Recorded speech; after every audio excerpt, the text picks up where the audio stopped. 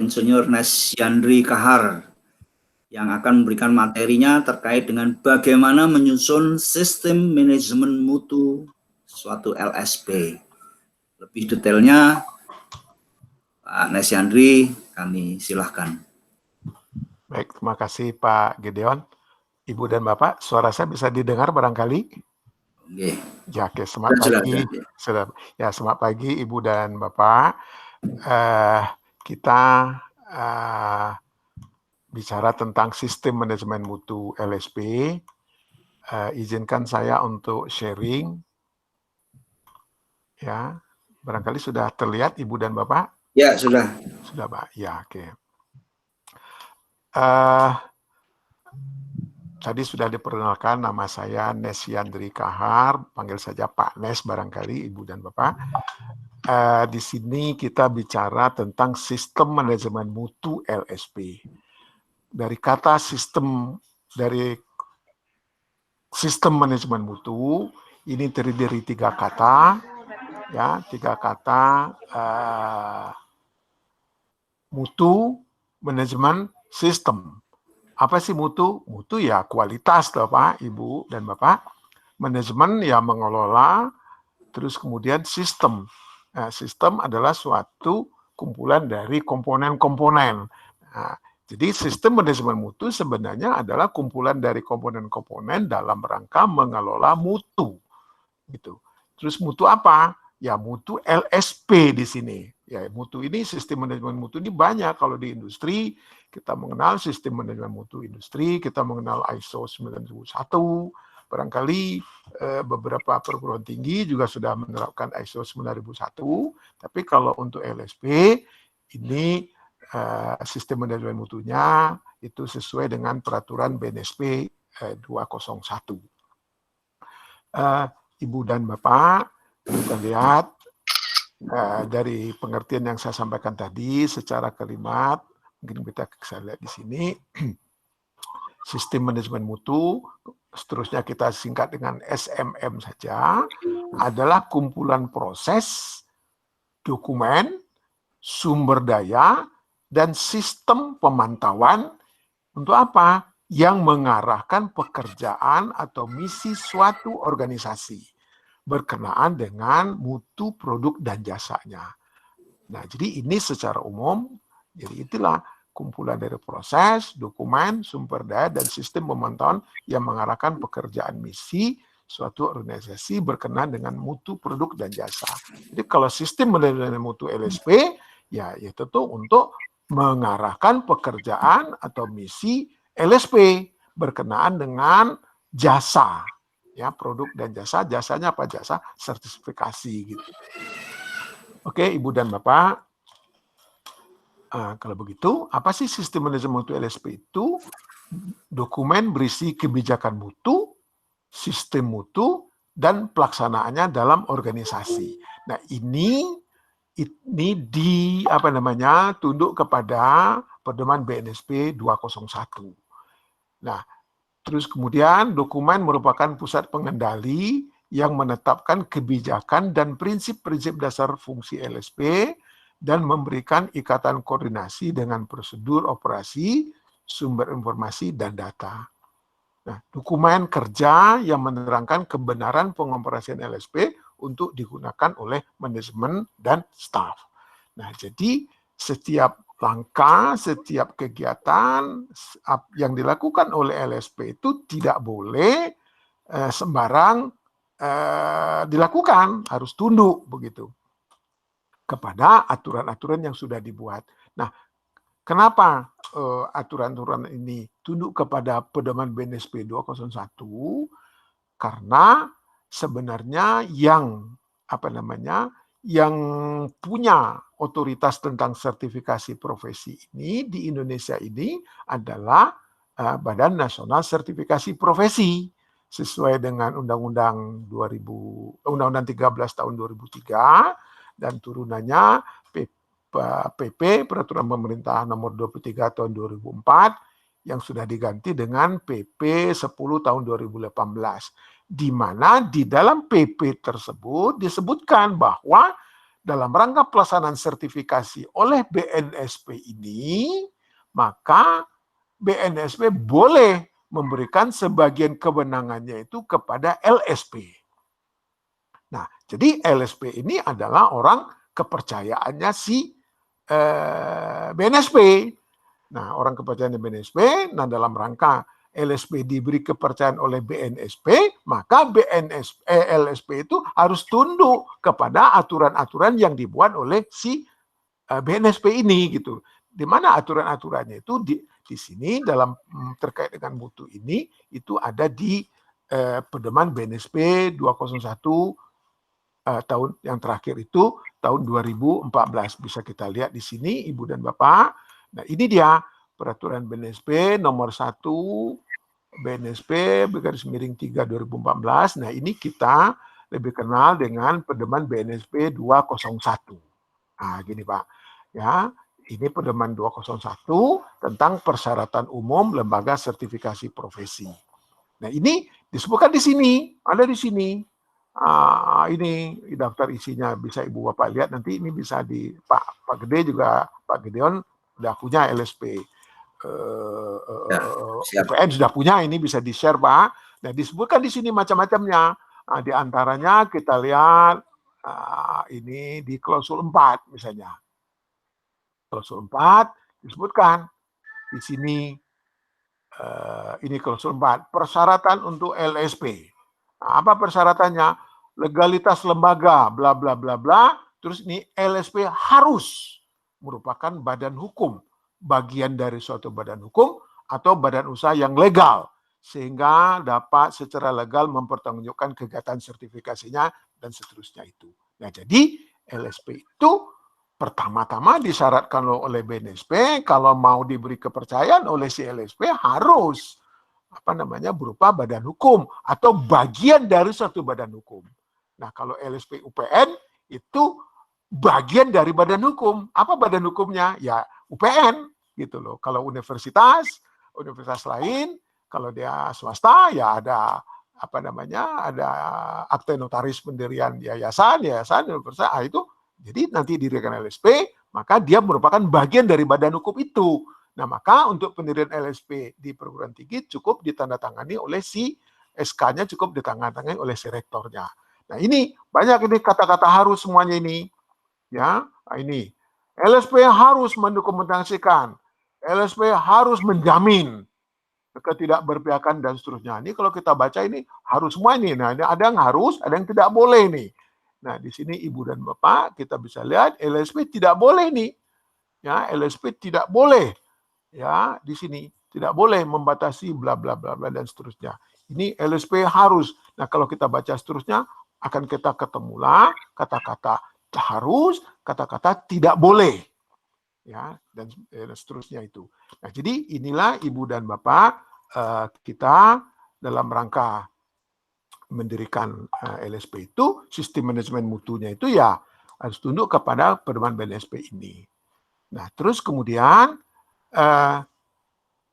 apa saja yang ada dalam sistem manajemen mutu itu harus mencakup kebijakan mutu, panduan mutu, prosedur sistem, dokumen yang diperlukan oleh organisasi untuk memastikan perencanaan operasi dan kendali prosesnya secara efektif, dan kemudian ada rekamannya.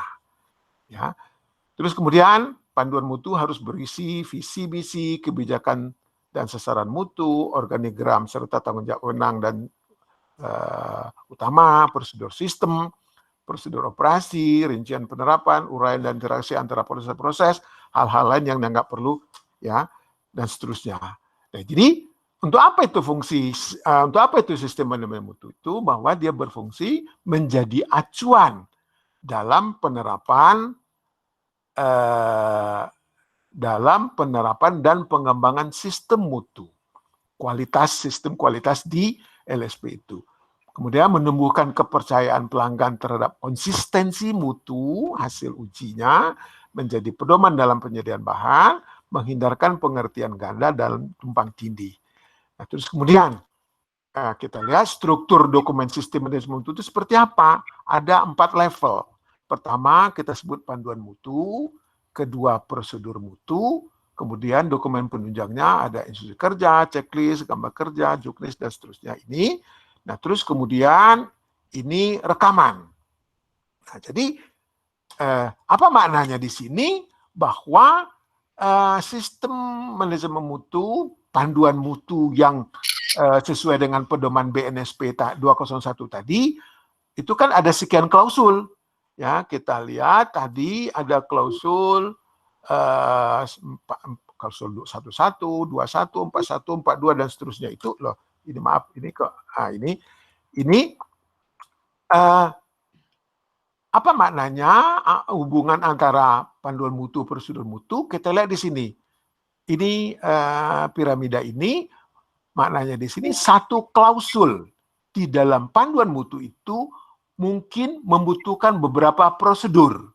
Nah, dia sekian luas di sini, jadi mungkin butuh 2 atau lebih prosedur. Nah, satu prosedur di sini mungkin memerlukan sekian instruksi kerja dan begitu. Nah, ini dia. Jadi antara panduan mutu, prosedur mutu, instruksi kerja itu begini anunya hubungannya. Satu klausul di panduan mutu mungkin membutuhkan beberapa prosedur. Satu prosedur mungkin membutuhkan beberapa instruksi kerja. Nah, itu Ibu dan Bapak. Nah, sekarang bagaimana kita menyusunnya itu? Bagaimana kita menyusun sistem manajemen mutu itu? Nah, ini panduan mutu ini, panduan mutu itu ini sesuai dengan klausul yang ada di pedoman BNSP 201 tadi. Nah, sesuai dengan pedoman 201 tadi, kita ikuti saja itu. Kita ikuti saja. Contohnya ini dia maaf, ini saya buka dulu, ini tadi ini kita ikuti saja apa yang sudah dibuat oleh BNSP di pedoman 201 tadi ini. Ya, tinggal contoh ini, misalnya manajemen ketidakberpihakan. Ini kan katanya si LSP, katanya si BNSP kepada calon LSP. LSP harus mendokumentasikan. Itu katanya si BNSP. Karena LSP nanti, sebagaimana saya jelaskan tadi, dia akan menerima kepercayaan dari si BNSP. Maka disyaratkan oleh si BNSP, LSP harus mendokumentasikan. Maka dibuatlah sistem manajemen mutu berupa panduan mutu oleh si LSP itu dengan menghilangkan kata-kata harus ini. LSP, tambahkan saja ini LSP UPN misalnya gitu. LSP UPN bla bla bla bla, PLN Jatim gini ini mendokumentasikan bla bla bla. Ini tinggal dicontek ini gitu. Ini tinggal dihilangkan harusnya ini gitu loh. Kemudian LSP harus menjamin. Maka di sini LSP UPN Veteran Jatim menjamin ketidakberpihakan. Gampang sekali kok membuatnya sehingga nanti kita ini dia ini. Ya, inilah cara membuatnya, ada formatnya yang dicontohkan dicontek dari si tadi, dicontek dari si pedoman BNSP tadi, maka ini. Nah, ini. Ya. Ini 41 kita lihat di sini. Mungkin kita lihat dengan ini tadi. Nah, ini 431 misalnya di sini 431 kan ini di pedoman 201 tadi, 431 LSP harus mendokumentasikan. Maka kita lihat juga di 31 di 431 di sini. Ini. Kita lihat juga 431 di sini. LSP harus mendokumentasikan struktur bla bla bla. Persis sama ini kalau membuat sistem manajemen panduan mutu di LSP. LSP tinggal isi titik-titik di sini nama LSP-nya apa, hilangkan kata harusnya, maka LSP, UPN Veteran Jatim mendokumentasikan bla bla dan seterusnya. Terus kemudian pimpinan LSP bla bla bla bla, di sini kita lihat di sini pimpinan LSP, kan ada harus di sini. Harus tinggal dihilangkan harusnya ini. Jadi pimpinan LSP UPN Veteran Jatim mempunyai komitmen. Ini pimpinan LSP di sini mempunyai komitmen. Gampang sekali membuatnya Ibu dan Bapak untuk sistem panduan mutu si LSP. Nah, terus kemudian sesuai dengan yang saya gambarkan tadi di sini, bahwa satu klausul di dalam penerima mutu mungkin membutuhkan beberapa prosedur. Satu prosedur mungkin membutuhkan beberapa instruksi kerja. Kita lihat di sini, ini SOP, ya, prosedur itu tadi. Coba lihat di sini, ini saya contohkan LSP sertifikasi kompetensi. Ya, terus ini pertama, menerima permohonan sertifikasi. Itu apa? Nah, ini prosedur pertama. Nah, satu prosedur membutuhkan beberapa instruksi kerja ini. Ya, satu prosedur membutuhkan beberapa instruksi kerja. Kita lihat yang kedua ini, mengkaji kelengkapan dokumen persyaratan sesi. Review ini anunya, instruksi kerjanya. Jadi inilah makna dari gambar yang tadi itu, bahwa satu prosedur membutuhkan beberapa instruksi kerja. Nah, jadi saya kira inilah Ibu Bapak membuat sistem manajemen mutu LSP itu sangat mudah. Awalnya dari panduan mutu, ikuti pedoman BNSB 201, hilangkan kata-kata harus, terus kemudian ada kata-kata tidak boleh, LSP tidak boleh, bla bla bla bla, boleh tidaknya hilang, bolehnya dihilangkan, tidak boleh. Maka LSP UPN tidak melakukan, gitu. Mudah sekali Ibu dan Bapak. Terus kemudian, nah kalau prosedur menurunkan prosedur ke instruksi kerja ini, bagaimana berapa banyak kita turunkan satu prosedur ke instruksi kerja ini? Nah, itu sampai berapa banyak? Sampai dia si pekerjaan itu selesai. Nah, coba kita lihat di sini, menerima permohonan sertifikasi. Ini kan belum operasional. Menerima permohonan sertifikasi, siapa yang menerima? Bagaimana komunikasi antara si LSP dengan si pemohon? Nggak jelas kan? Kalau cuma menerima, maka ini jelas kan? Berikan informasi tentang persyaratan bukti, jenis bukti, bla bla bla. Berikan formulir, identifikasi dan tetapkan TUK, pilih asesor, buat jadwal. Nah, dengan instruksi kerja ini, maka selesailah pekerjaan menerima permohonan sertifikasi ini. Kalau belum selesai, mungkin harus ditambah ini di bawahnya, gitu. Sampai dia pekerjaan menerima ini selesai, gitu. Saya kira itu saja Ibu dan Bapak, Pak Gideon, saya kembalikan kepada Pak Gideon. Itulah intisarinya bagaimana menyusun sistem manajemen mutu LSP.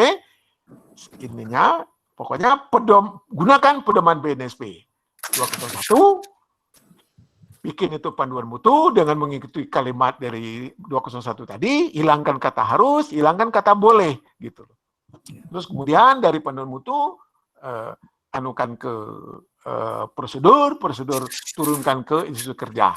Gitu. Saya kira itu, nah inilah yang harus ditaati oleh si LSP. Nah inilah yang harus ditaati oleh LSP. Ini ada nggak dilakukan oleh LSP? Review bla bla bla ini ada nggak dilakukan oleh LSP? Nah ini formulirnya yang mana nanti ini? Ya coba ini apa media keluarannya ini? Ini formulirnya, medianya di sini, bahwa berikan informasi itu, maka muncullah nanti ini brosur. Ya, terus bolehkan formulir permohonan, maka formulir APL 01 namanya, gitu loh Ibu dan Bapak. Jadi operasional dia, gitu. Saya kira sekian Pak Gideon, mungkin waktunya agak lebih dikit. Terima kasih Ibu dan Bapak, mari kita lanjutkan. Saya serahkan Pak Gideon ya. Terima kasih Pak Nes. Wah, luar biasa Pak Nes memberikan pencerahan bagi teman-teman yang bergabung di Ngobrol seri 2 ini. Oh ya, saya kelupaan bahwa kegiatan Ngobrol seri 2 ini terlaksana karena di balik kegiatan ini ada hostnya. Hostnya itu dari Ketua LSP UPN Veteran Jawa Timur, nah ini Dr. Gede Susrama, ini ada hadir. Nanti saya mempersilahkan Pak Gede di akhir menyampaikan berkaitan dengan kegiatan berikutnya apa, sekaligus menutup ya Pak Gede ya, mohon maaf Pak Gede. Jadi kegiatan ini tersenggara karena ada hostnya, di balik hostnya dari LSP UPN Veteran Jawa Timur. Baik, kita akan, Pak Nes rupanya sudah ada 2 penanya yang sudah menunggu di chatting ini. Ya, Nanti ya. akan saya rekap dulu, tapi izinkan saya untuk memberikan kesempatan kepada pembicara kedua, yaitu Bu Endang Irianti. Sudah senyum Bu Endang ini, men-sharekan apa itu sertifikasi, pentingnya, dan bagaimana nilai tambahnya di dunia kerja. Saya Bu Endang ini Ketua Bidang Sertifikasi di LSP UPN Veteran Jawa Timur, akan membagikan share pengalaman beliau selama 2 periode mendampingi LSP ini. Saya rasa itu Bu Endang, waktunya maksimal 20 menit. Kami silahkan. Baik, terima kasih kepada moderator. Selamat pagi semuanya. Khususan kepada Pak Nes ini, Master Asesor BNSP. Selamat bergabung, Pak. Iya, ya Bu. Terima kasih Bu ya. Terima kasih. Saya tadi juga nyimak materinya. Iya Bu. Bapak Ibu peserta yang saya hormati, ini kita akan sharing manfaat. Kalau tadi Pak Nes itu lebih kepada bagaimana pengelolaan mutunya. Nah, ini sekarang kalau seseorang sudah mendapatkan sertifikat, itu apa sih manfaatnya? Kalau yang belum, ngapain sih harus ikut sertifikasi, kan begitu. Nah, saya akan menggunakan pendekatan untuk yang sangat umum begitu ya, untuk mengetahui sesuatu, yaitu dengan formula apa, mengapa, bagaimana, ya, kemudian di mana, dan itu sebenarnya untuk siapa misalnya. Pendekatan-pendekatan itu ini ala wartawan, pendekatan komunikasi yang sangat umum. Dengan begitu maka kita akan menjadi lebih jelas apa itu sebenarnya sertifikasi dan apa manfaatnya di dunia kerja. Apa kaitannya antara sertifikasi dengan dunia kerja. Saya bisa dibantu untuk tanyakan materi, Pak? Ya, monggo Bu Endang.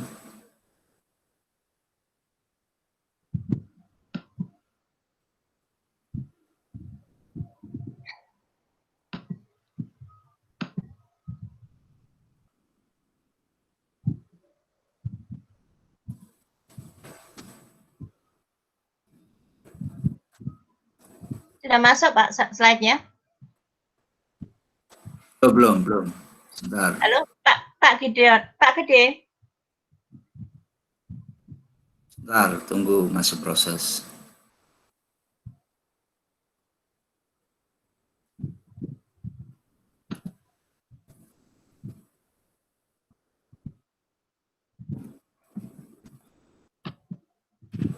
Pak Gede.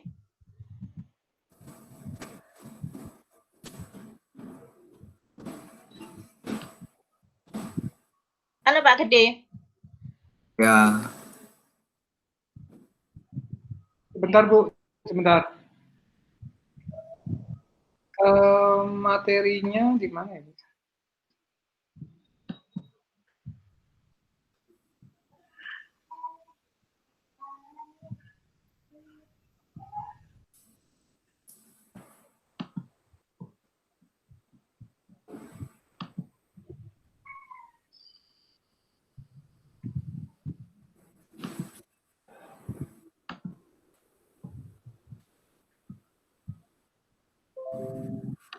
Ya, sudah, Bu Endang. Masuk ya, Pak? Sudah, ye. Ya. Sudah masuk, ada gambar saya, Pak? Sudah ada. Ya. Baik, itu salam sapa dari saya. Jadi materi yang disampaikan kepada saya adalah tentang sertifikat kompetensi dan dunia kerja. Tentu saja tadi sudah saya sampaikan untuk mengenal sesuatu, kita bisa dengan menggunakan formula ya biasanya dikatakan sebagai 5W dan 1H, misalnya begitu. Nah, kita akan coba mendekati dengan apa, siapa, mengapa, bagaimana, dan kapan, serta di mana sertifikasi kompetensi kerja itu saling berkaitan. Kita mengenal dulu apa konsep kompetensi. Jadi kalau di dunia pendidikan dalam hal ini baik yang sifatnya formal, pendidikan formal, ya terutama karena ini berkaitan dengan LSP, maka dalam hal ini adalah LSP P1 itu ada di perguruan tinggi maupun yang ada di SMK. Maka pendidikan formal itu semuanya sebenarnya memberi pembekalan, ya, baik sifat mental, ya, kemudian juga norma serta pengetahuan, keterampilan dan sikap. Nah, 3 hal ini, pengetahuan, keterampilan dan sikap, itu sudah diberikan materinya, teorinya di dunia pendidikan. Tetapi apakah seseorang peserta didik itu mampu mencapai apa yang sudah diterima atau diberikan sesuai dalam kurikulum? Maka dunia pendidikan mengenal adanya capaian pembelajaran. Ya, capaian pembelajaran. Nah, ketika seseorang sudah dinyatakan paripurna atau selesai mengikuti satu tahapan unit kompetensi, capaian pembelajaran, maka perlu dibuktikan apakah yang bersangkutan kompeten apa tidak. Nah, kompeten apa tidak itu bisa dengan mudah sebenarnya atau gampangnya begitu kita katakan yang bersangkutan akan sudah memiliki kompetensi manakala pengetahuan, keterampilan dan sikapnya tersebut, ya, yang sudah dipelajari tersebut itu mampu ditunjukkan dengan partisipasi efektif secara konsisten dari waktu ke waktu, sehingga yang bersangkutan setelah tahu dan kemudian sudah berlatih terampil dan memiliki sikap tentang sesuatu kemampuan begitu, maka dia harus mampu menunjukkan itu dalam unjuk kerja yang konsisten dari waktu ke waktu. Nah, sehingga yang bersangkutan bisa dikatakan memiliki kompetensi. Nah, di awal itu maka kompetensi bisa diukur. Dengan cara apa? Mengukurnya dengan seperangkat alat ukur yang kemudian kita sebut di dalam LSP kita biasa mengatakan itu sebagai perangkat assessment. Ya, perangkat assessment. Nanti secara detail akan barangkali Pak Nes juga bisa menyampaikan nanti apa saja perangkat assessment itu. Ya, mengapa diatur sedemikian oleh BNSP agar perangkat assessment ini menjadi standar bagi seluruh Indonesia atau nasional atau standar bagi siapapun yang melaksanakan assessment atau LSP yang terlisensi. Juga beberapa perangkat ukur yang kemudian kita sebut sebagai skema itu memiliki kesepadanan dengan alat ukur yang dimiliki oleh negara-negara lain. Misalnya kesepadanan ASEAN. Maka sertifikat kompetensi pada skema tersebut bagi pemegang sertifikasi, maka dia bisa disetarakan memiliki kemampuan tersebut di negara ASEAN. Misalnya begitu. Jadi bisa didaftarkan melalui BNSP bahwa skema saya adalah skema regional ASEAN, misalnya begitu. Itu boleh. Nah, mari kita kembali ke konsep awal tentang kompetensi tadi. Maka dengan kalimat yang sudah saya sampaikan tadi, sebenarnya ada link begitu, ada tumpang tindih begitu, ya, antara attitude, skills dan knowledge. Nah, 3 hal tersebut itu saling berhimpit begitu, yang memiliki atau bagian yang memiliki 3 hal, yaitu knowledge, attitudes, dan skills, itulah kemudian disebut sebagai kompetensi. Sehingga kompetensi itu tidak bisa berdiri sendiri, hanya tahu, atau hanya bisa mengerjakan, atau saya sudah memiliki sikap baik, itu belum bisa dikatakan sebagai kompetensi. Mari kita lanjutkan ya sedikit tentang konsep pengetahuan. Itu sebenarnya mengacu kepada apa yang perlu diketahui. Ya, jadi saya tahu misalnya pekerjaan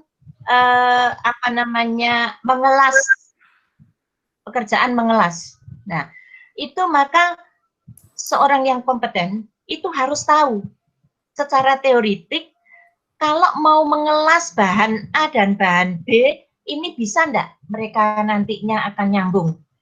Bisa enggak nantinya akan menjadi benda begitu ya sesuai yang diharapkan. Itu harus diketahui dari materialnya, dari bahan lasnya, dari kemampuan atau intensitas panasnya dan sebagainya. Itu adalah pengetahuan. Mengetahui, ya.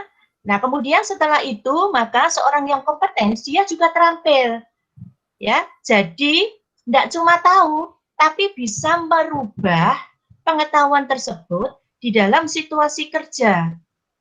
Artinya begini, secara teoritis memang besi dengan besi itu bisa disambung. Penyambungnya adalah menggunakan apa tertentu, dia misalnya. Tetapi kalau di dalam situasi kerja itu tidak ada harus bagaimana, apa yang bisa dilakukan. Nah, orang yang terampil itu akan bisa, oh ini bisa diganti ini bisa diganti itu.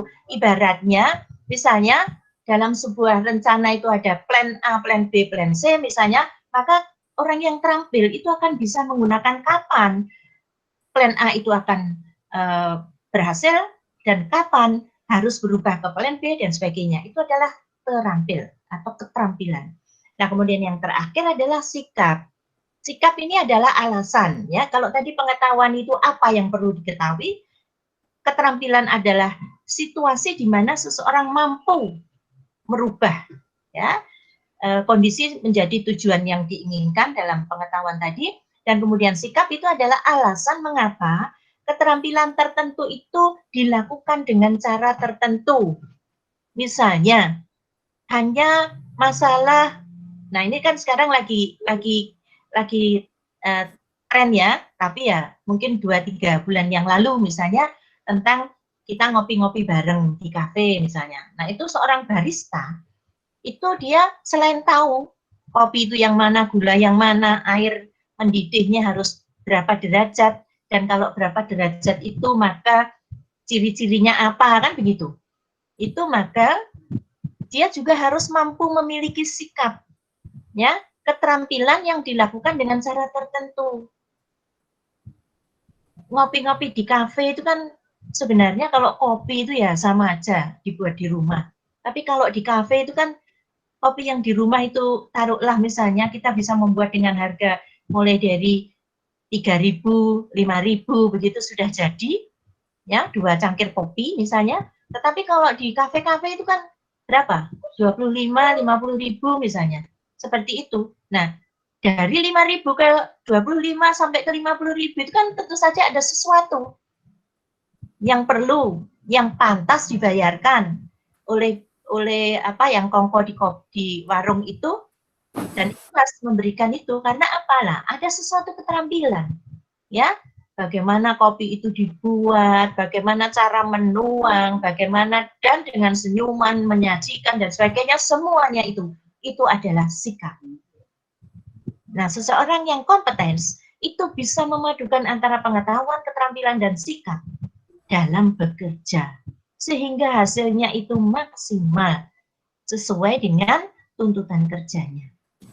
Nah, ini sudah jelas tentang apa sih kompetensi itu. Nah, sekarang kita akan masuk kepada kompetensi di dunia kerja, itu maka ya bentuknya apa atau buktinya apa, begitu ya.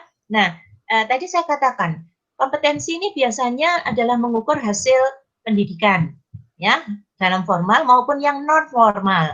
Ada lembaga-lembaga pelatihan yang ini juga diakui oleh Kementerian Tenaga Kerja. Mereka juga mengurus perizinan dan sebagainya, kemudian melaporkan kegiatannya begitu, meskipun tidak di bawah Kementerian Pendidikan dan Kebudayaan, ya, tapi mereka ini, lembaga ini ada diakui, ya, dan legal. Nah, kemudian mereka ini juga membuat pelatihan-pelatihan, ya, tentu saja kalau pelatihan itu sifatnya jangka pendek dan pada keterampilan yang tertentu saja, tidak bersifat umum seperti pendidikan S1 maupun di apa namanya pendidikan vokasi begitu. Tapi ini sangat waktunya pendek, simple, dan hanya satu kompetensi gitu ya, biasanya begitu. Nah, ini maka bisa dilakukan oleh lembaga pendidikan non formal maupun seringkali atas kebutuhan internal, maka kementerian-kementerian atau badan-badan yang dimiliki oleh pemerintah itu mereka memiliki lembaga pelatihan. Nah, itu kemudian mereka membuat pelatihan dan kemudian mengeluarkan sertifikat.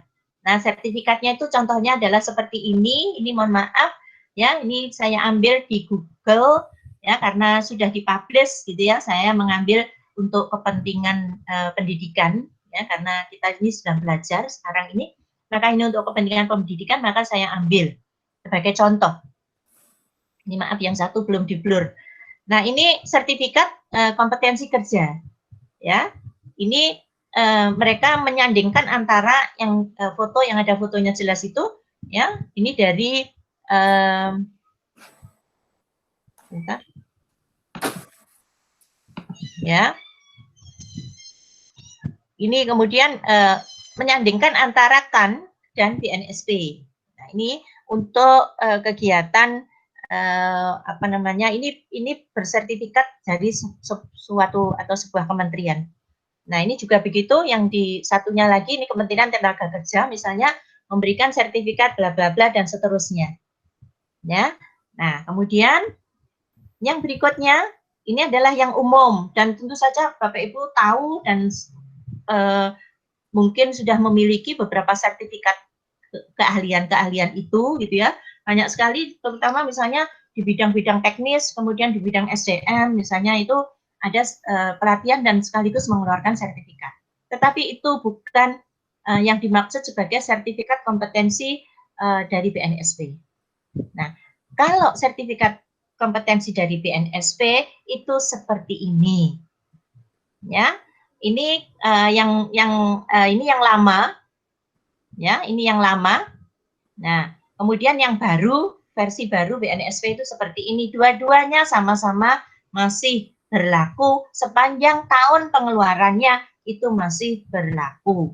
Bapak Ibu, sertifikat kompetensi untuk P1 ya, yang dikeluarkan oleh sebuah perguruan tinggi maupun SMK itu maka berlakunya adalah 2 tahun. Ya, sehingga ketika dikeluarkan yang bersangkutan masih mahasiswa dan kemudian masih bisa dipakai untuk mencari kerja. Tetapi ketika dia sudah bekerja, maka tidak boleh lagi menggunakan sertifikat tersebut. Ketika seseorang sudah bekerja, maka harus mencari sertifikat baru ya, yang berlisensi dari LSP P3. P3 itu adalah untuk dunia industri. Nah, ini di sini ini adalah identitas skema yang yang diuji ya, kemudian nama pemilik sertifikat, nomor, seri dan sebagainya, semuanya ini terrecord oleh BNSP. Ya, jadi kalau ada sertifikat abal-abal begitu dengan logo ini tapi ternyata serinya ini tidak ada di BNSP, ya, kemudian nomornya itu juga tidak dikenal, maka bisa saja ini dianulir. Dan BNSP sudah memberikan informasi atau sosialisasi begitu bahwa sertifikat yang berlaku itu seperti ini. Pada orang-orang yang berkecimpung di HRD ya, atau di bagian kepegawaian misalnya di instansi-instansi itu mereka sudah paham mengenai ini. Nah, ini di belakang ini adalah unit kompetensi atau kompetensi-kompetensi secara rinci apa yang dia miliki, apa yang dimiliki oleh si pemegang sertifikat ini, apa saja. Dan di sini ada. Ini ibaratnya adalah kalau di dalam ijazah itu maka kemudian ada surat keterangan pendamping ijazah. Jadi mampu apa, begitu ya. Nah, ini silabinya, gampangannya begitu. Nah, ini yang baru sama, ya. Kemudian di sini nanti ada foto pemegangnya. Ini foto pemegangnya. Ini, nah di sini kompetensinya apa? Nah, kompetensi ini sebuah skema atau sebuah unit yang diujikan begitu, sebuah sertifikat itu bisa memiliki unit kompetensi yang banyak maupun hanya sedikit. Biasanya semakin tinggi levelnya, maka semakin banyak unit kompetensi yang diujikan. Semakin rendah levelnya, semakin sedikit. Lanjut. Nah, apa manfaatnya? Kalau misalnya di dunia kerja, Bapak Ibu, saya menginformasikan bahwa sehubungan dengan pengalaman saya menjadi tim rekrutmen di beberapa instansi BUMN gitu ya, dan juga saya pernah menjadi tim rekrutmen di perguruan tinggi saya di UPN begitu ya. Itu maka beberapa hal akan menjadi nilai tambah. Ya, antara lain adalah apakah yang bersangkutan ketika melamar sudah mensertakan di dalam resume-nya ya bahwa dia memiliki sertifikat kompetensi. Nah, ini nilai tambah. Setelah itu nanti baru pada proses-proses yang berikutnya. Bisa jadi ketika sertifikat kompetensi itu sudah terlisensi, ya, dan lembaga yang mengeluarkan sertifikat itu adalah lembaga yang kredibel begitu, apalagi oleh negara berlogo Garuda begitu ya, oleh BNSP melalui LSP yang terlisensi, maka tidak perlu diuji lagi bahwa yang bersangkutan sudah memiliki kemampuan ini. Dibanding yang kita masih meraba-meraba, kita belum tahu, ya mending ini yang diterima kan begitu. Ya, jadi lebih memiliki keunggulan kompetitif dibanding kandidat yang lain. Bapak Ibu, ini yang saya tadi sampaikan ada level-level tadi itu, maka sertifikasi di BNSP itu sudah diarahkan untuk sesuai dengan level KKNI yang ada di kurikulum pendidikan tinggi. Sudah ada, ya. Jadi kalau di SMK itu levelnya itu sampai dengan 2, misalnya D1, D dan sebagainya. Nah, S1 ya, S1 itu ada pada level 6. Hampir sama atau sama setara dengan D3 pada vokasi. D4 pada vokasi. Misalnya begitu. Ya. Nah, biasanya ini adalah level pelaksana kalau berkaitan dengan dunia kerja. Level pelaksana teknis, pekerjaan-pekerjaan teknis yang hanya itu saja, misalnya gitu. Kalau di sini itu sudah lebih kepada teknis dan manajerial, ya, teknik dan manajerial. Kemudian yang di sana adalah pengambilan keputusan, pengambil keputusan.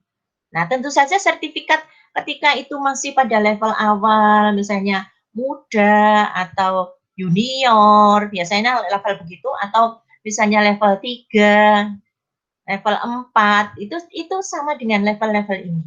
Nah, ketika kita seorang S1, maka sebaiknya sertifikat yang dimiliki itu sudah sertifikat level madya minimal. Ya, syukur-syukur sudah ahli itu sudah bisa di sini. Kalau dia S1 tapi sudah memiliki sertifikat yang ahli, itu maka berarti sudah nilai plus-plus. Bukan lagi nilai plus ini, gitu ya.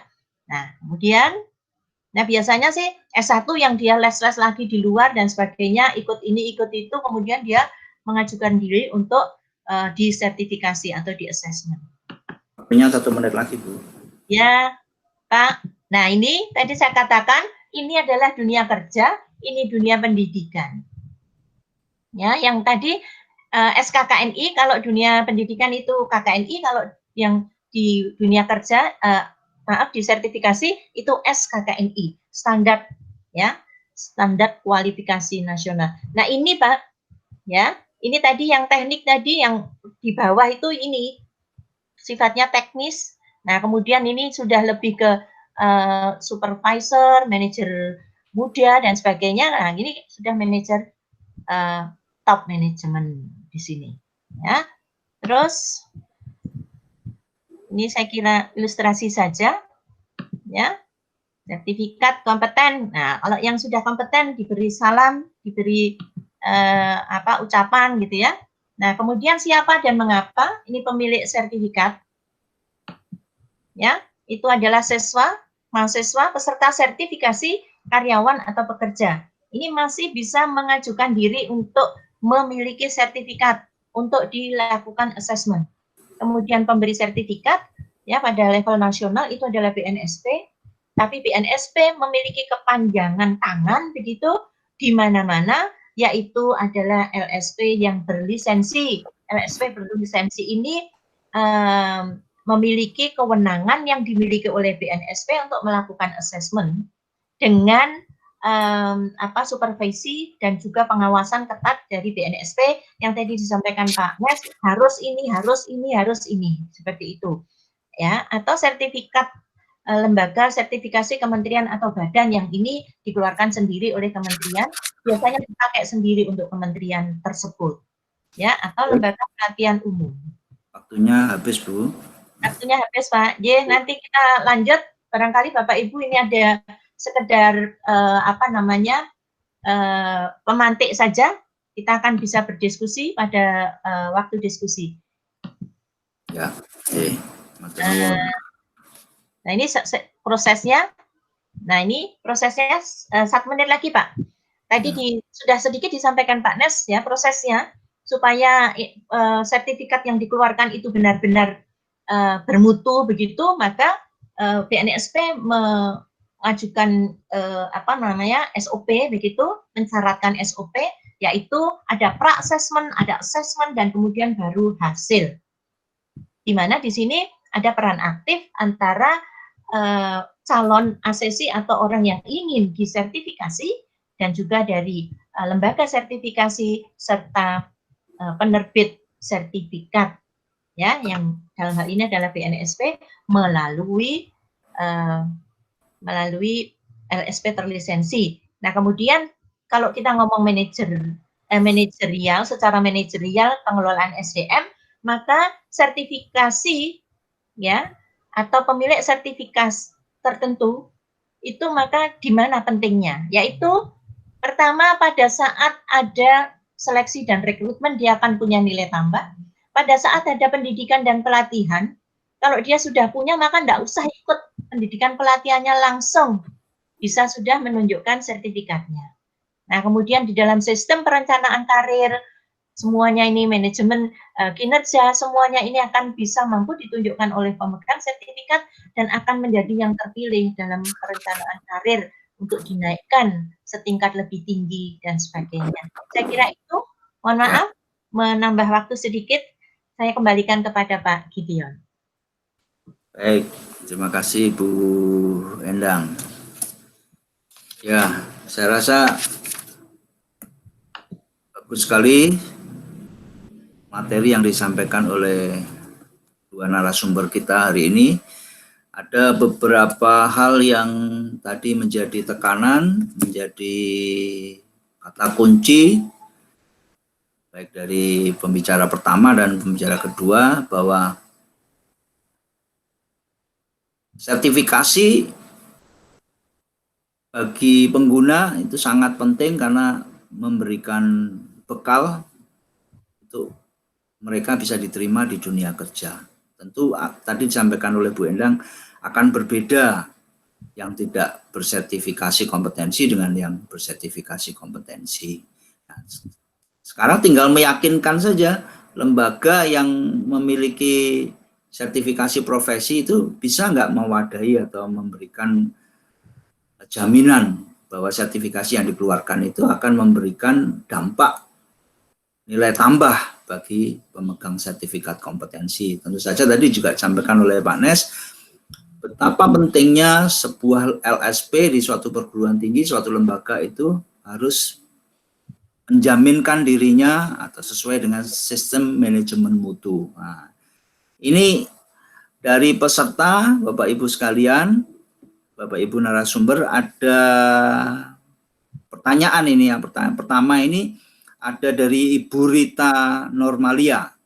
Ini menanyakan, rupanya beliau dari Kementerian Litbang ini, apakah di sebuah Kementerian Litbang ini bisa membentuk lembaga sertifikasi profesi?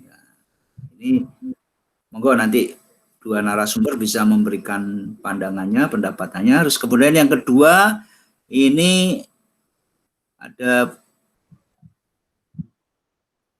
nggak jelas ini anunya, apa itu pertanyaannya begini, saat ini kita mengetahui bahwa hampir semua aktivitas kerja itu dilakukan secara daring. Kita sendiri merasakan di dunia pendidikan saat ini bagaimana daring itu memegang peranan penting. Bahkan di dunia luar, di luar akademisi juga banyak menggunakan IT. Meskipun sudah diawali dengan Gojek, terus kemudian Bukalapak dan macam-macam. Mohon maaf, ini bukan iklan. Nah, pertanyaannya, apakah IT yang dipergunakan atau yang dimanfaatkan itu juga bisa disebut sebagai bagian dari sistem manajemen mutu yang tadi disampaikan oleh pembicara pertama? Artinya apa? Apakah SMN yang IT ini merupakan bagian yang terpisah dari badan tersendiri yang mensertifikasi penggunaan IT? Artinya apakah IT itu juga perlu diberikan lisensi bahwa di dalam model aktivitas kerja itu menggunakan model IT tertentu. Nah, ini apakah BNSP ini mengakomodir pemanfaatan IT ini di dalam pelaksanaannya LSP atau sertifikasi ini. Monggo, ini saya rasa kami memberikan kesempatan Pak Nes dulu, baru nanti ke Bu Endang ya. Monggo Pak Nes, ini luar biasa ini pertanyaannya. Ya, baik Pak Gedeon. Pertama, masalah apakah di sebuah kementerian Litbang bisa membentuk lembaga sertifikasi personil. Sesuai dengan aturan yang ada di BNSP, itu LSP itu dikategorikan atas 3 macam. Pertama LSP P1, P itu pihak gitu, pihak ke-1, LSP P2 pihak kedua, LSP P3 ketiga. Nah, apa bedanya? Bedanya itu pertama yang mendirikannya dan tujuan sertifikasinya. Kalau LSPP 1 itu yang mendirikannya ya dirinya sendiri. Nah, itu ada 2 badan yang berbeda. Pertama institusi pendidikan, kedua institusi industri sendiri. Kalau institusi pendidikan, maka dia tujuannya untuk mensertifikasi lulusannya dia, gitu loh. Dan didirikan oleh dia sendiri. Jadi kalau LSP UPN misalnya itu didirikan oleh rektor UPN berdasarkan SK rektor UPN. Terus dia hanya mensertifikasi lulusannya, ya lulusan pendidikannya, tidak boleh mensertifikasi semua orang. Terus kemudian LSPP 1 yang ada di industri hanya mensertifikasi orang-orangnya saja, karyawannya saja. LSPP 1 di industri didirikan oleh direktur perusahaan itu gitu loh. Terus kemudian LSPP 2 siapa itu yang mendirikannya? Ya mendirikan ya dirinya sendiri juga, tapi untuk mensertifikasi dirinya sendiri dan mitranya. Istilahnya mitranya, misalnya kalau itu SPP 2 di industri, maka dia mensertifikasi orangnya sendiri dan misalnya suppliernya, vendornya, subkontraktornya gitu loh. Misalnya contoh LSPP 2 itu di PT Badak di Bontang sana itu, nah itu dia mensertifikasi orangnya sendiri dan subkontraktornya, orang-orang yang bekerja di subkontraktornya. Nah terus kemudian LSPP 3, nah siapa itu? adalah LSP yang didirikan oleh stakeholder. Stakeholder itu bisa dari pemerintahan, termasuk pemerintahan, terus akademisi, terus profesional, terus asosiasi industrinya, dan seterusnya. Nah, jadi kalau RSPP3 ini boleh mensertifikasi siapa saja gitu loh. Nah, terus di sini terkait dengan LSP untuk di kementeriannya sendiri itu, ini tujuannya untuk apa, Ibu? Mensertifikasi Kementerian Litbang. Jadi di Litbang ini barangkali bagian dari kementerian itu barangkali ya. Bagian dari kementerian itu. Nah, ini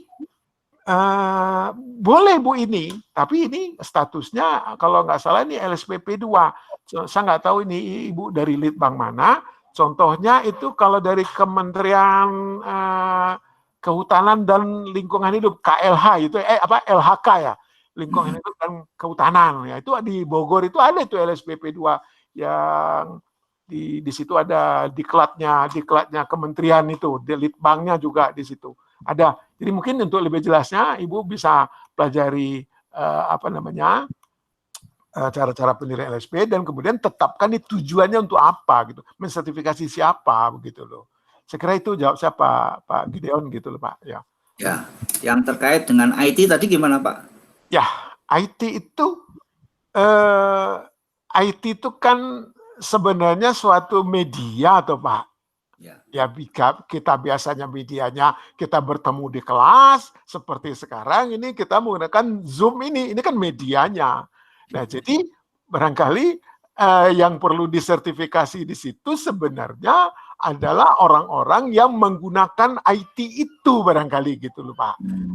Ya, jadi yang disertifikasi sebenarnya kita ini nggak kompeten loh Pak. Bukan nggak kompeten ya Pak, belum diaku kompeten gitu loh Pak menggunakan IT ini gitu. Mungkin Pak Gideon, Pak Gede orang IT ini perlu nggak sertifikasi judul unit kompetensinya skemanya itu menggunakan media komunikasi video audio gitu loh Pak.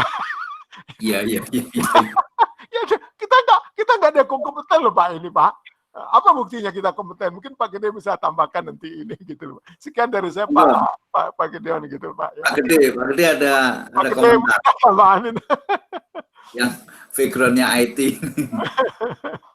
Ya, sebenarnya kemarin kan kita juga ada rambu-rambu dari BNSP Pak. Ya. Terkait dengan masalah sertifikasi jarak jauh gitu ya Pak. Ya. Akan memang diberikan rambu-rambu. Rambu-rambu itulah yang akan menjadi tuntunan kita gitu.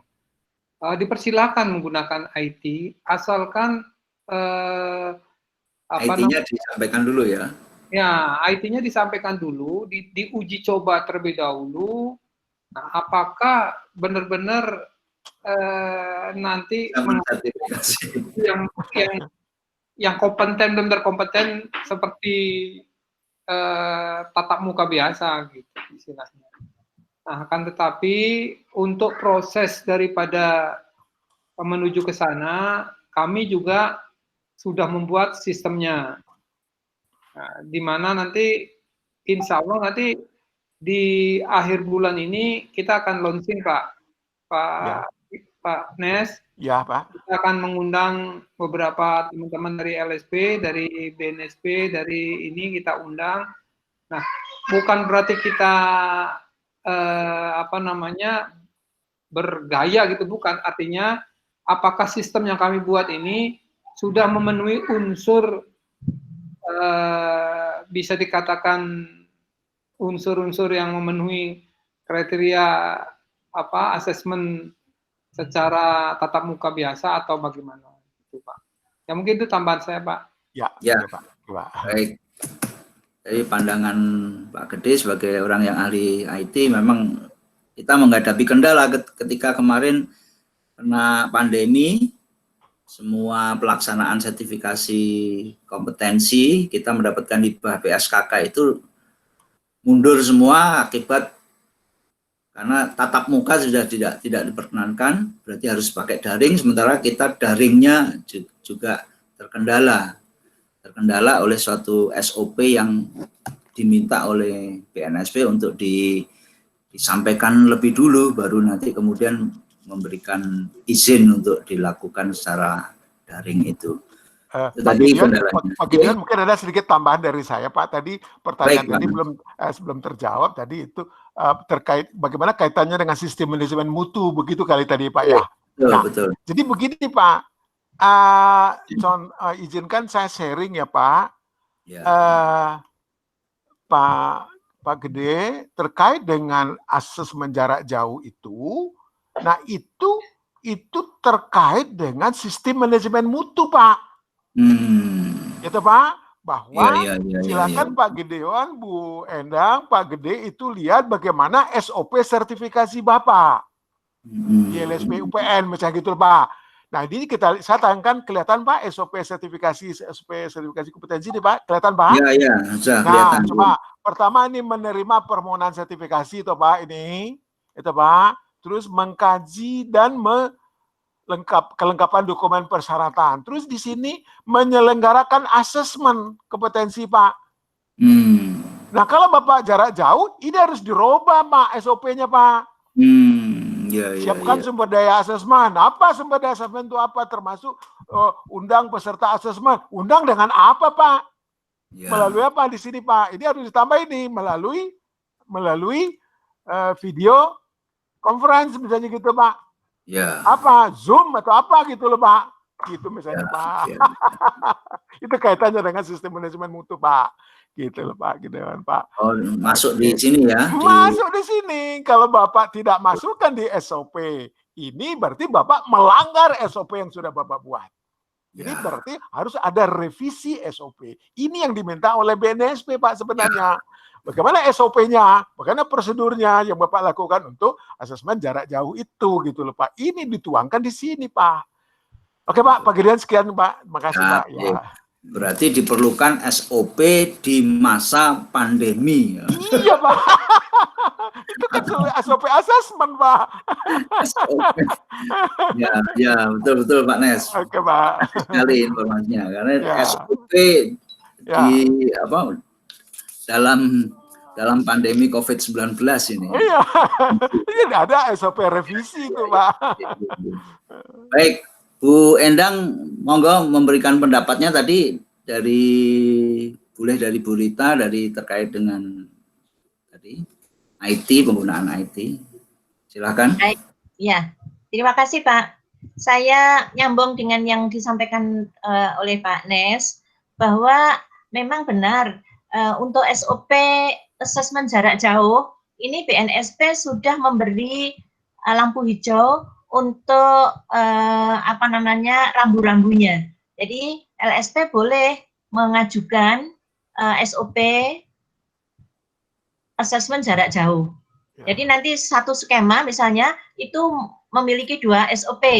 Kalau dilaksanakan langsung, maka SOP yang lama tetap berlaku.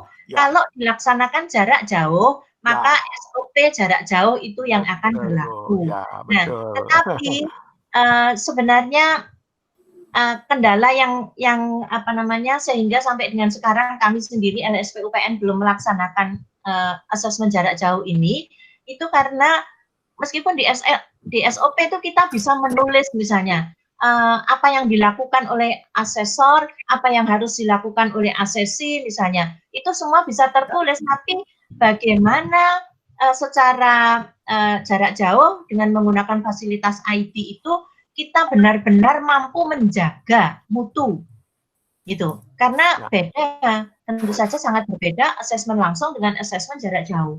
Nah, juga itu yang pertama, bagaimana menjaga mutu itu. Apakah benar yang mengerjakan si asesi, apakah tidak dibantu orang lain, misalnya itu yang pertama. Nah, yang kedua adalah tentang TUK sewaktu, karena TUK sewaktunya kan berarti di tempat masing-masing asesi.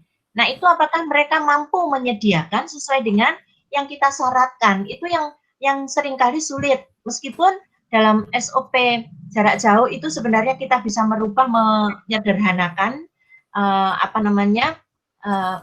alat-alat gitu ya, itu tetapi akan menjadi sulit dan memberatkan bagi asesi untuk menyiapkan itu semua. khususnya skema-skema yang memang itu dibutuhkan peralatan bersama, misalnya harus di lab, peralatan lab, misalnya di kami itu ada K3, misalnya itu tidak mungkin dia punya semuanya, begitu. Padahal itu akan kita ujikan.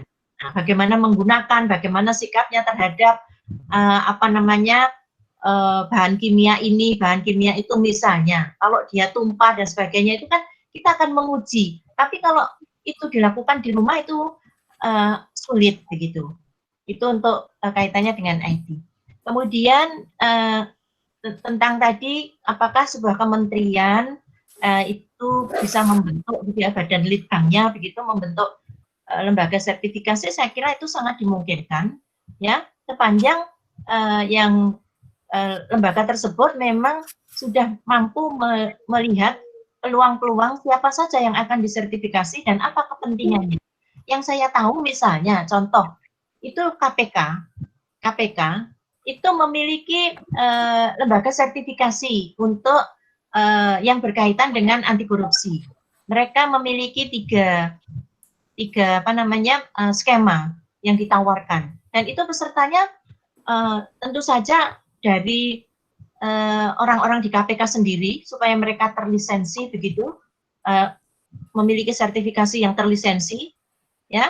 Juga orang-orang lain biasanya adalah pendidik, kemudian penggiat anti korupsi, ya, kemudian masyarakat yang memang ingin membantu KPK misalnya begitu. Ya, dan instansi lain mungkin kepolisian dan sebagainya yang mereka bisa mengajukan diri untuk disertifikasi sebagai orang yang dikategorikan mampu, misalnya kalau skemanya adalah skema penyuluh anti korupsi misalnya begitu, maka ya mereka dikatakan sebagai penyuluh anti korupsi yang berlisensi. Jadi ketika dia ngomong dimanapun maka dia sebagai orang yang memang sudah diakui kemampuannya untuk memberikan penyuluhan anti korupsi, misalnya begitu. Nah, itu yang saya tahu di KPK. Ya, dan yang lain di Kementerian Tenaga Kerja itu juga ada. Kemudian Kementerian PUPR misalnya, itu punya. Bapak Ibu yang ingin mengakses ini bisa ke lamannya BNSP, kemudian melihat skema apa saja yang sudah dipunyai, dan kemudian daftar LSP terlisensi itu juga ada, bisa diakses, dan itu ada di mana, itu bisa, apakah dia di Jakarta, apakah dia di mana, misalnya yang di luar pulau, itu juga bisa melihat, dan kemudian bisa langsung bekerja sama atau mendatangi LSP yang bersangkutan.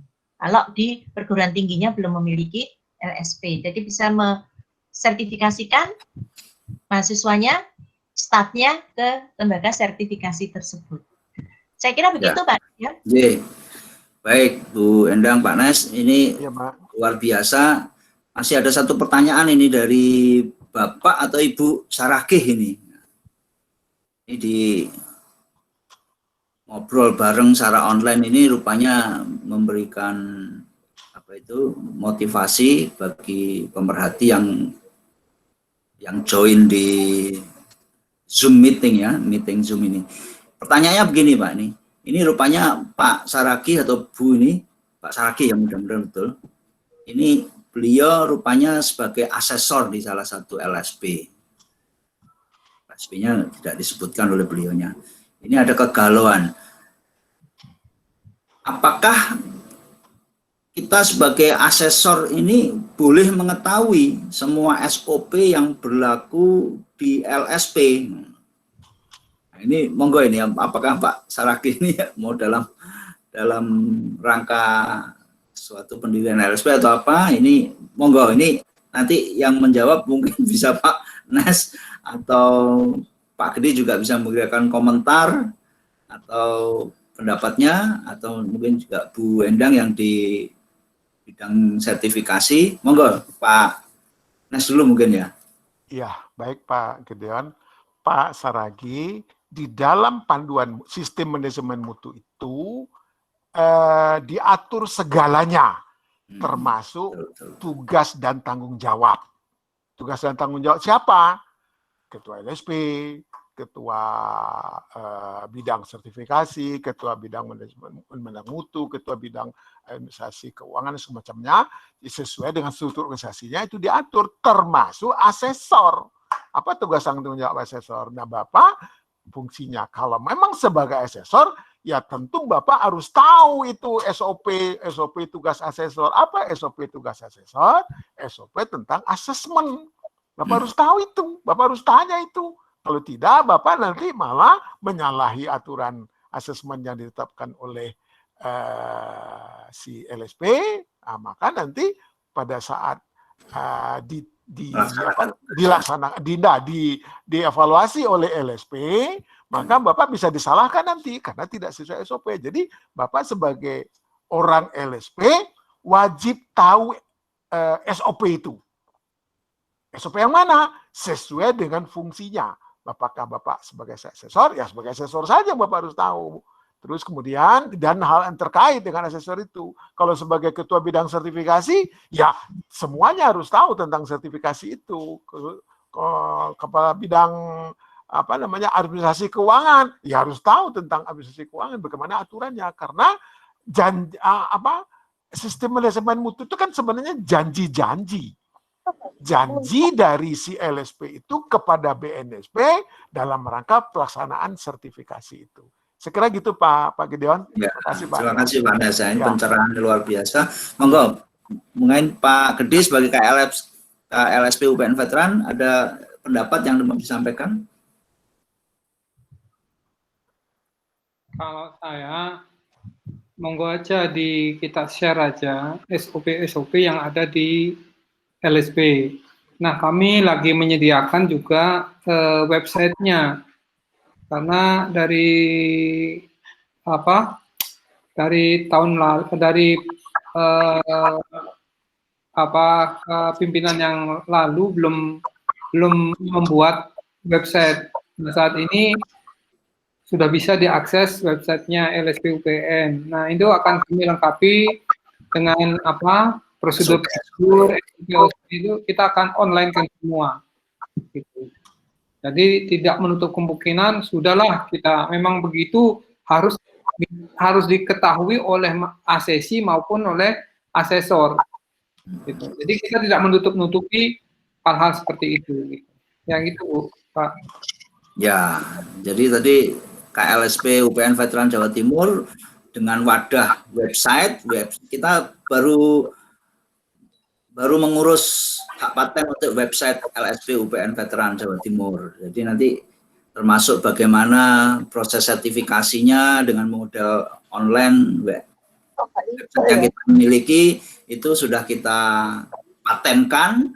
Jadi nanti kalau teman-teman dari LSP yang lain atau yang berpotensi untuk mendirikan LSP, Pak Gede sudah memberi welcome, silahkan menggunakan. Tapi ya namanya hak paten itu mohon dihargai gitu ya.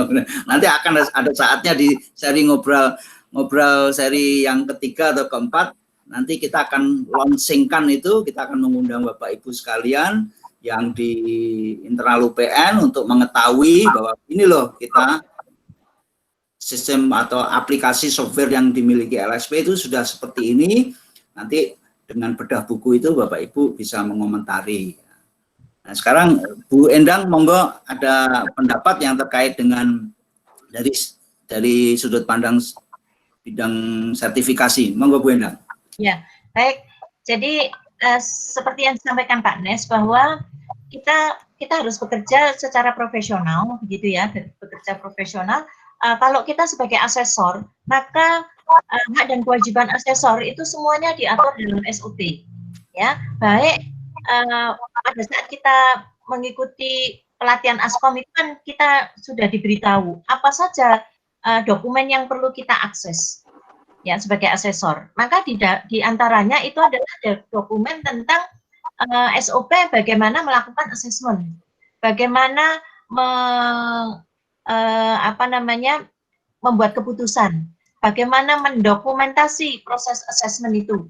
Itu semuanya akan ada di dalam skema ya, dan juga di dalam pengadministrasiannya, dan itu harus diketahui oleh seorang asesor. Kemudian untuk petugas yang lain, misalnya artinya orang-orang yang terlibat di dalam manajerial LSP, tentu saja minimal dia harus tahu tentang SOP yang berkaitan dengan bidangnya. Ya, akan lebih baik manakala dia tahu tentang keseluruhan SOP, sehingga kerjasama tim di dalam LSP itu akan semakin baik. Saya kira begitu, Pak. Ya, itu kita masih punya 10 menit. Baik Bu Endang, Pak Nes, dan Pak Gede, saya rasa tadi luar biasa beberapa pertanyaan-pertanyaan. Meskipun ada beberapa pertanyaan, tapi rupanya memberikan suatu antusias yang luar biasa. Pak Saragi tadi menyampaikan, monggo Pak Saragi kalau ingin mengetahui berbagai macam SOP, kalau memang UPN menjadi referensi, Pak Gede tadi sudah memberikan suatu open management. Silahkan nanti websitenya ketika kita launching bisa kok itu diakses. Hanya kalau untuk mendownload, nah ini saya rasa ada suatu etika atau suatu prosedur ya cara kalau mendownload SOP-nya dari suatu LSP. Tapi kalau mau dicermati, monggo saja supaya kita bisa bagaimana seharusnya seorang asesor itu harus bersikap, harus menunjukkan suatu sikap tertentu profesional tadi yang dikatakan oleh Bu Endang, bahwa porsi kita sebagai asesor apa yang boleh dan apa yang tidak boleh. Saya rasa sebagai badan sebagai kepanjangan suatu badan nasional sertifikasi profesi seperti disampaikan oleh Pak Nes, ada rambu-rambu yang harus diikuti karena ini berkaitan dengan sertifikasi profesi. Kompetensi sertifikat yang akan diberikan itu akan memberikan jaminan bahwa Bapak Ibu itu berperilaku sebagai seorang yang profesional. Saya rasa itu Pak Gideon, interupsi Pak, itu ada pertanyaan Pak Saragi lagi nih Pak. Apakah ada LSP procurement pengadaan barang Pak? Iya, monggo Pak. Jawabnya ada Pak, sudah ada LSP pengadaan barang, itu ada di Jakarta. Pak Saragi saya lihat nih di Bekasi ya Pak. Kalau saya di Bandung ya, Pak Saragi, saya di Bandung Pak. Pak Saragi silakan nanti saya kasih kontak personnya ke LSP pengadaan barang ini ke Pak Gideon, silakan minta ke Pak Gideon nanti Pak. Ada di Jakarta Pak itu. Nah, LSP-nya gitu. Ya, itu aja Pak. Ya, baik di 7 menit terakhir ini sesuai dengan janji saya tadi, ini akan disampaikan oleh Ketua LSP UPN Veteran Jawa Timur, Pak Dr. Gede Susrama akan memberikan beberapa ulasan yang perlu disampaikan sekaligus berkenan untuk menutup acara ngobrol seri kedua ini tanggal 14 Juli 2020. Monggo, waktu saya silahkan Pak Gede. Terima kasih Pak Gideon. Terima kasih Bapak Ibu yang sudah ikut ngobrol ini ya, ngobrol bareng online.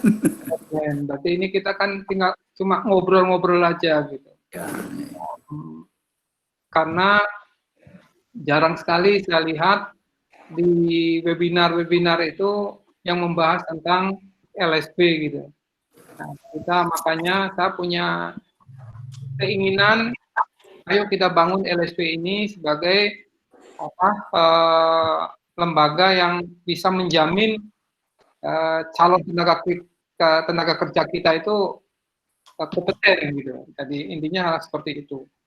Nah, kami Pak Nes, terima kasih banyak atas pemberian ilmunya kepada kami semua di sini. Demikian juga Bu Endang. Karena kami juga di dalam menghadapi pandemi ini sangat sulit untuk menentukan apa yang harus kami ambil agar mutu daripada LSP kami, ASESI yang kami uji itu agar tetap kompetennya sesuai dengan prosedur yang ada gitu. Kemudian kami akan melanjutkan ngobrol ini dengan seri ketiga, Pak Nes. Ya, Pak. Narasumber Pak Catur, Pak Nes. Ya. Pak Catur dari LSP apa ya Pak Catur itu. Kemudian juga akan kami tindak lanjuti juga dengan gelar keinsinyuran yang Pak Nes kemarin katakan itu, bagaimana memperoleh gelar insinyur. Ya, ya. Nah, itu akan kami lanjutkan ke webinar ngobrol ke seri ketiga, dan seri keempat adalah kami mempunyai sistem ya, semacam aplikasi uji kompetensi secara integrasi dari pendaftaran, kemudian ada proses pengisian APL 1 sampai dengan proses pengujian dan proses pengambilan keputusan. Nah, yang insya Allah nanti akan kami selenggarakan di akhir bulan Juli ini, seperti itu. Nah, sekali lagi Bapak Ibu peserta ngobrol seri kedua ini, atas atensinya dalam mengikuti ngobrol ini. Tidak lupa juga kami ucapkan terima kasih ke Bu Endang, Pak Nes, yang sudah luar biasa membantu kami ya, di dalam mengembangkan LSP ini. Ya, saya kira seperti itu Pak Gideon. Ya. Terima kasih banyak semuanya. Semoga kita sehat selalu. Amin. Ya. Terima kasih Pak Gede. Jadi Bapak Ibu, itu kata penutup dari Pak Gede sebagai host sekaligus Ketua LSP UPN Veteran Jawa Timur. Terima kasih atas partisipasi Bapak Ibu semua yang ikut ngobrol bareng secara online atau ngobrol. Ngobrol ini rupanya menjadi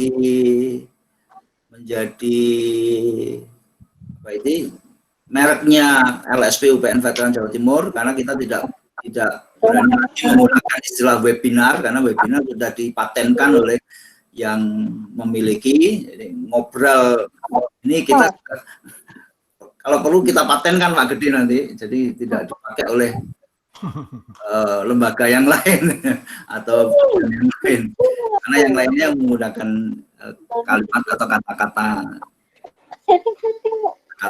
yang lain ya. Saya rasa itu. Terima kasih atas semua perhatian dan partisipasinya. Mohon tidak kapok, mohon tidak mau bergabung lagi ketika kita punya sesi berikutnya di dalam ngobrol seri 3 dan seri keempat. Semuanya ini kita lakukan demi untuk mengembangkan dan mempertahankan LSP ini sebagai suatu lembaga sertifikasi, terutama yang di UPN, yang bermutu, yang akan memberikan kelayakan sertifikasi kompetensi kepada mahasiswa. Semuanya itu berproses terus, continuous improvement, tidak ada sesuatu yang sempurna, karena kesempurnaan hanya Tuhan Yang Maha Kuasa. Kita hanya diberi kesempatan bagaimana menyelenggarakan itu, melaksanakan apa yang kita punyai, keilmuan itu, demi untuk kemaslahatan atau kesejahteraan masyarakat. Saya rasa itu yang bisa saya sampaikan. Terima kasih sekali semuanya. Saya rasa ini merupakan akhir sesi. Mohon Bapak Ibu akan ketemu lagi di lain kesempatan dalam seri yang berbeda. Terima kasih Pak Nes, Bu Endang. Oh ya, sebelumnya Terima kasih sama-sama. Ya Pak Gede, monggo. Sertifikat nanti akan kami kirimkan ke email ya, Email ya. Ya, makanya tadi sudah ada link untuk absensi. Absensi itu bukan untuk apa-apa. Absensi itu hanya untuk pembuatan sertifikat agar tidak terjadi kesalahan nama, dan nanti emailnya sertifikatnya akan kami kirim ke Nah itu ya paling lambat hari Kamis saya kirimkan. Ya.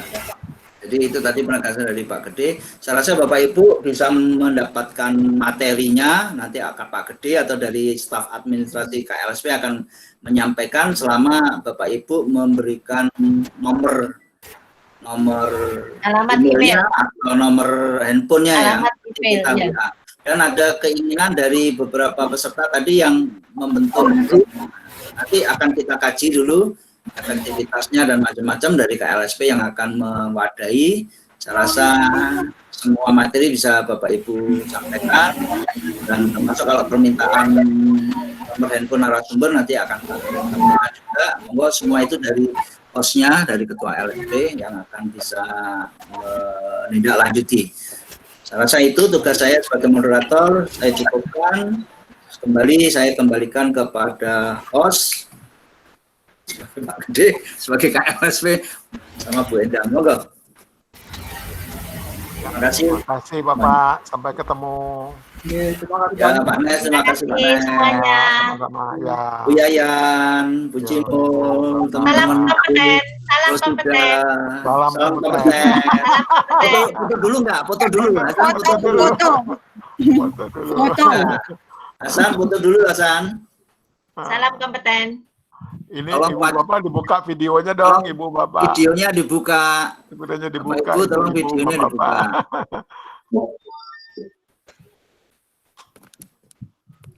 Halo Bu Yayan. Halo, Assalamualaikum. Waalaikumsalam. Oke. Oke, terima kasih banyak. Oke, terima kasih. Terima Sampai kasih. ketemu Bapak, Ibu. Selamat siang, sampai ketemu Terima kembali. kasih Mari. Ya. Tetap sehat, tetap semangat. Iya, Tetap sehat. mari. Ya. Salam corona. Mbak Rona. Oke Pak, Ibu ya. Oke, Pak Nes. Yo, izin live. Ya, Silakan, Bu. monggo.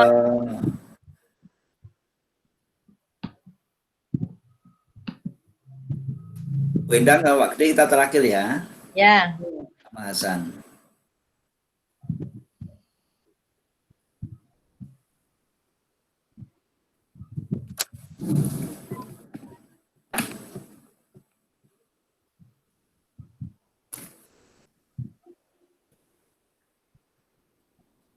Pak Gideon.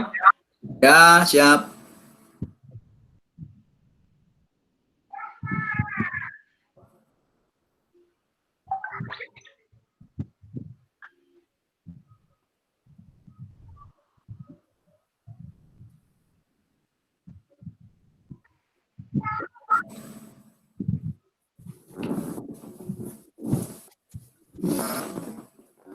Saya izin minum dulu. Ya, Pak.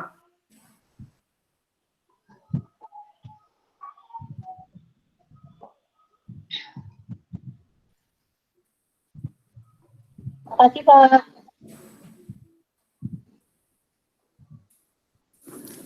Terima kasih. Sama-sama. Terima kasih. Bu Kartini. Mas taman ini kami.